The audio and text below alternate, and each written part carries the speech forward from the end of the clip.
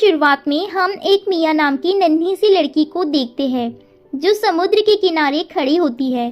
दरअसल मिया को बचपन से ही समुद्र से बहुत लगाव था और समुद्र की लहरें उसे अपने ओर अट्रैक्ट करती थी। अब हमें कुछ साल बाद की कहानी दिखाई जाती है। इस वक्त मिया की उम्र 15 साल की होती है और उसके पिता एक नए जॉब के चलते मिया का एडमिशन एक नई स्कूल में कर देते हैं, जहां मिया को अकेलापन फील होता है। मिया ग्रुप में जाकर उनके साथ बात करने की कोशिश करती है, लेकिन सब उसका मजाक उड़ाती है, जिससे मिया काफी अपसेट हो जाती है और अकेले जाकर बैठ जाती है। इसके बाद शाम को मिया अपने घर जाती है तो उसकी मॉम उससे पूछती है कि उसका पहला दिन कैसा रहा। यह सुनते ही मिया गुस्से से भड़क जाती है और अपनी मॉम को रूम से बाहर जाने को कहती है, मगर उसकी मॉम उसकी यह हालत देख काफी परेशान हो जाती है और उसे समझाने की कोशिश करती है। इस पर तो मिया और भी ज्यादा गुस्से से पागल हो जाती है और अपनी मॉम को धक्का देकर नीचे गिरा देती है। इसके बाद मिया के फादर मिया को काफी डांट लगाते हैं उसकी हरकत के लिए। अब अगले दिन स्कूल में मिया फिर से इस ग्रुप में जाकर लड़कियों से बात करने की कोशिश करती है और इस बार ग्रुप की लीडर जिया उसे अपने घर चलने के लिए इनवाइट करती है।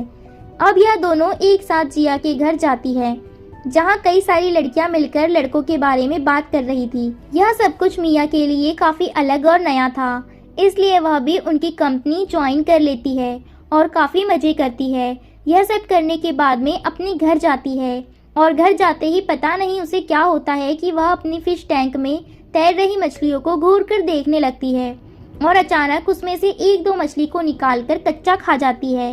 अब अगले दिन मिया अपने दोस्तों के साथ स्कूल बंक करके शॉपिंग के लिए जाती है, जहां वह सभी फ्रेंड्स अय्याशी करते हैं, शराब पीते हैं और चोरी भी करते हैं। इसके बाद यह सभी लड़कियां ऊपर एक ब्रिज पर चढ़ जाती है और वहां से लोगों को अपनी बॉडी दिखाती है।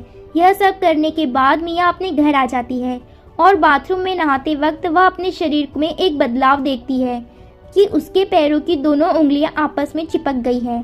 मिया अपनी उंगलियों को अलग करने की बहुत कोशिश करती है, मगर लाख कोशिश करने के बाद भी उसकी उंगलियां अलग नहीं हो पाती। यह सब देखकर मिया काफी घबरा जाती है और तभी वॉशरूम के अंदर मिया की मॉम आ जाती है, जो आते ही उसके गाल पर एक जोरदार थप्पड़ मार देती है, क्योंकि फिश टैंक से गायब हुई मछलियों के बारे में उनको पता चल चुका था। थप्पड़ खाने के बाद मिया काफी अपसेट हो जाती है और अपने शरीर में हो रहे चेंज के बारे में मॉम को नहीं बता पाती। इसके बाद मिया एक सुपरमार्केट से सर्जरी का सामान खरीद कर लाती है और अपनी उंगलियों को काटकर अलग करने की कोशिश करती है। यह सब करने में उसे बहुत दर्द होता है, मगर किसी तरह से दर्द को बर्दाश्त करते हुए मिया अपनी उंगलियों को काटकर अलग कर देती है। अपने शरीर में ऐसे बदलाव को देख मिया को अपने पेरेंट्स के ऊपर शक होता है, क्योंकि उसके साथ अजीब अजीब चीज हो रही थी, जबकि उसके पेरेंट्स बिल्कुल नॉर्मल थे। अब जल्दी से मिया अपनी फैमिली एल्बम को निकाल करके देखने लगती है और उस एल्बम को देखते हुए मिया एक चीज नोटिस करती है कि उस पूरी एल्बम में उसकी मॉम की प्रेगनेंसी वाली एक भी फोटो नहीं थी। यहाँ से मिया सीधे अपनी मॉम के पास जाती है और उनसे पूछती है कि क्या वह उनकी असली बेटी नहीं है। उसके सवाल पर मिया के पेरेंट्स थोड़ा घुमा फिरा कर जवाब देते हैं और उसे अपना होमवर्क कंप्लीट करने को कहते हैं।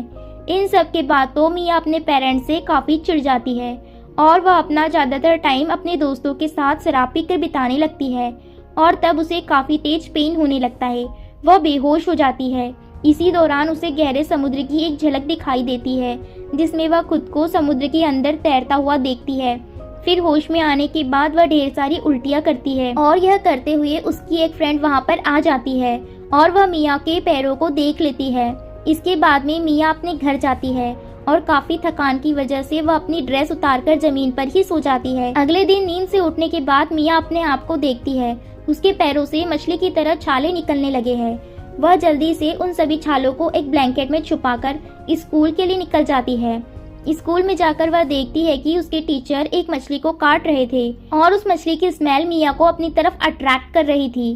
क्लास खत्म होने के बाद जैसे ही सब और टीचर क्लास के बाहर जाते हैं, वैसे ही मिया फौरन उस मछली को पकड़ती है और उसे कच्चा खा जाती है। अब चीजें धीरे धीरे हाथ से निकलती जा रही थी, क्योंकि उसे समझ ही नहीं आ रहा था कि वह क्या करे। अपनी बॉडी में हो रहे बदलाव को रोक नहीं पा रही थी और उसे समझने वाला भी कोई नहीं था। अब धीरे धीरे पूरे स्कूल में यह बात फैल जाती है कि मिया को कोई खतरनाक बीमारी है और सभी उससे किनारा करने लगते हैं। एक रात मिया एक साइड में खड़े होकर अकेले शराब पी रही थी और अपनी आगे की लाइफ के बारे में सोचते हुए जमीन पर ही लेट जाती है। तभी अचानक उसके कानों में बचाओ चिल्लाने की आवाज आती है और यह आवाज सुनकर मिया देखते हुए उसे पानी में चले जाती है और वहाँ जिया डूब रही थी। मिया जिया को खींचकर बाहर ले आती है। इसके बाद जिया काफी इमोशनल हो जाती है और मिया को अपनी बेस्ट फ्रेंड बना लेती है। अब पार्टी खत्म होने के बाद मिया अपने घर जाकर देखती है कि अब उसके पैर पूरी तरह से काले हो चुके थे, जिन्हें देख मिया पूरी तरह से रोने लगती है। इसी बीच जिया उसके घर आ जाती है और वह भी मिया की हालत देखकर काफी डर जाती है। जिया को देख मिया और ज्यादा रोने लगती है और उसे वहां से जाने को कहती है। इसके बाद अगली रात फिर से मिया एक पार्टी में जाती है, जहां कुछ लड़के मिलकर उसे बहुत ज्यादा शराब पिला देते हैं। शराब पिलाकर वह मिया की आंखों पर पट्टी बांध देते हैं और उसके साथ गलत करने की कोशिश करते हैं। मगर तभी वहां मिया की दोस्त जिया आ जाती है और वह मिया को उन लड़कों से बचा लेती है। मिया उन लड़कों से तो बच गई थी, मगर घर पहुंचते ही उसकी हालत ज्यादा खराब हो जाती है। इसलिए वह चाकू से अपना हाथ काटकर सुसाइड करने की कोशिश करती है और वहीं बेहोश हो जाती है।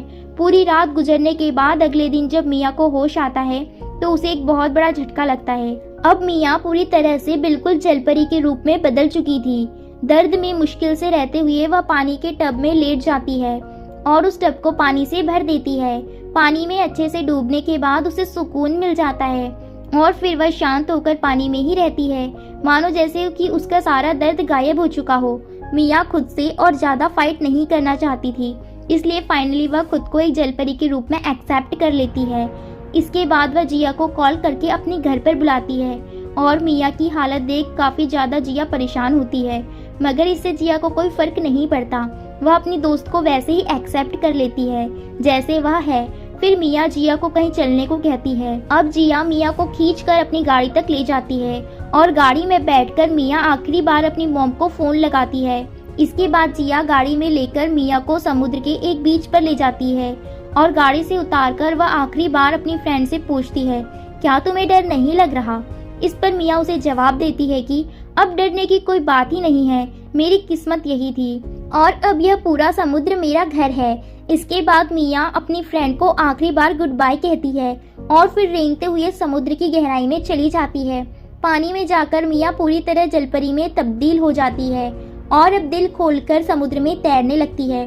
फाइनली मिया को उसका नया और असली घर मिल गया, जहां उसकी खुशियों की कोई लिमिट नहीं थी। और इसी के साथ यह मूवी यहीं पर खत्म हो जाती है। आखिर मिया एक जलपरी क्यों बनी, जबकि उसके पेरेंट्स तो बिल्कुल नॉर्मल थे?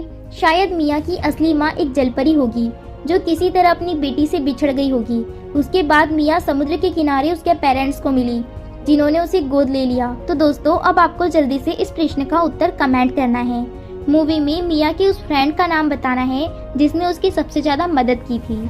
और दोस्तों, साथ ही साथ आपको यह भी बताना है कि आपने इस मूवी से क्या सीखा। हो सकता है अलग अलग लोगों ने इस मूवी से अलग अलग प्रेरणा ली हो, तो आपने इस मूवी से क्या प्रेरणा ली है यह कमेंट करके बताओ। साथ ही साथ इस वीडियो का फीडबैक भी दे, जिससे इस वीडियो में जो भी कमी है मैं उसे सुधार पाऊँ। और दोस्तों, साथ ही साथ स्क्रीन पर जो आपको वीडियो दिखाई दे रहे हैं, दोनों भी वीडियो सच्ची घटना पर बेस्ड है, तो आपको इन वीडियोस को देखने में बहुत ही ज्यादा मजा आने वाला है। और आप इन वीडियो से जो भी सीखोगे कमेंट करके हमें जरूर बताइएगा। तो दोस्तों, हम मिलते हैं नेक्स्ट वीडियो में। आप हमेशा खुश रहिए, मस्त रहिए, स्वस्थ रहिए और परिवार का ख्याल